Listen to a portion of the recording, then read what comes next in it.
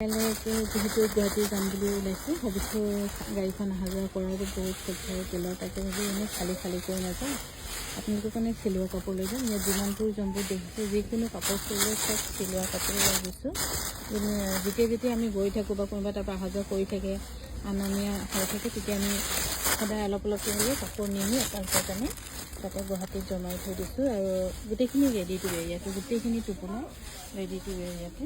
আলু অকণমান থৈছোঁ, গোটেইখিনি ৰেডি টু ৱেৰ। আৰু ভৰাব গোটেইখিনি তোলালে বাছি আনি থৈ দিছোঁ। এতিয়া মানে ৰেডি টু ৱেৰ কাপোৰহে দি পঠিয়াম বা লৈ যাম, যাতে আপোনালোকৰ সুবিধা নহয় গুৱাহাটীত ইফালে বিচাৰি ফুৰিবলগীয়া নহয় দৰ্জি। আৰু চিলোৱাটোতো ভালকৈ চিলাই, কেতিয়াবা ক'ৰবাত অকণমান কুটকাট কোইনচিডেণ্ট মানুহে হয়, মানুহ মাত্ৰই ভুল কৰে বুলি কয়, আৰু তেতিয়া অকণমান এনেকৈ কুটকাট কেতিয়াবা হ'ব পাৰে, কিন্তু খুব ধুনীয়াকৈ চিলাই।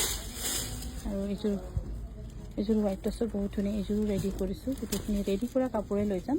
আৰু যোৱাকালিও আনো আৰু ৰিম্পীয়ে গৈছিলেগৈ, তেতিয়া যোৱাকালিও মই এনেকৈ বহুত পলিথিনে ৰেডি টু ৱেৰ পঠিয়ালোঁ। মানে আকৌ মই কালি যাম ৰাতিপুৱা, সেইকাৰণে ভাবিলোঁ এইখিনি ৰেডি টু ৱেৰ কাপোৰে লৈ যাম।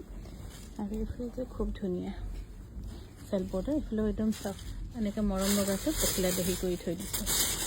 আৰু এইফালে কটন নুনি, আৰু এইযোৰ হৈছে কটন নুনি চেল বৰ্ডাৰ এনেকৈ